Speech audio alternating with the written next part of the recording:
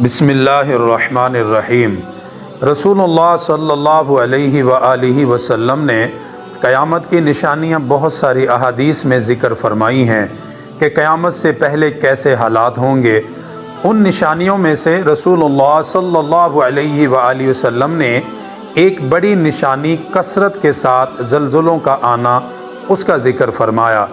एक हदीस में नबी पाक सल्लल्लाहु अलैहि वआलिहि वसल्लम ने क़यामत की 10 बड़ी निशानियां ज़िक्र फरमाई। उन 10 में से 7, 8, 9 ये 3 निशानियां आप सल्लल्लाहु अलैहि वआलिहि वसल्लम ने 3 जगहों पर बड़े ज़लज़लों के साथ बयान फरमाई। फरमाया एक ज़लज़ला मशरिक़ के अंदर आएगा, बहुत बड़ा ज़लज़ला होगा। दूसरा ज़लज़ला मग़रिब के अंदर आएगा कि बहुत बड़ा वो ज़लज़ला होगा।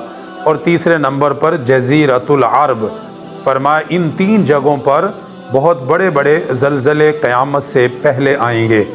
तो कसरत के साथ ज़लज़लों का आना ये क़यामत की एक बहुत बड़ी निशानी है। इस वक्त तुर्की, फ़लस्तीन, शाम के अंदर जो ज़लज़ला आया जिसकी वजह से बहुत सारी अमवात हुई, अल्लाह ताला जो लोग मुसलमान फौत हुए हैं, शहीद हुए हैं, अल्लाह ताला उनकी मग़फ़िरत फ़रमाए। पसमानदगान को अल्लाह ताला सब्र जमील अता फ़रमाए।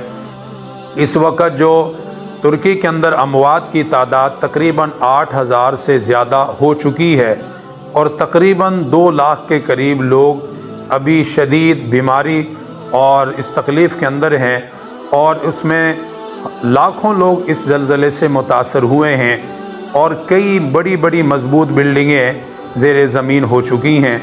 अल्लाह ताला आफ़ियत का मामला फ़रमाए, खैर का मामला फ़रमाए और अल्लाह ताला हम सब की इससे हिफाजत फ़रमाए कि ये बहुत बड़ी परेशानी है कि ज़लज़लों का आना, ज़मीन का हिलना, इमारात का गिरना, फिर अचानक अमवात का होना, उसमें छोटे बड़े मासूम बच्चे।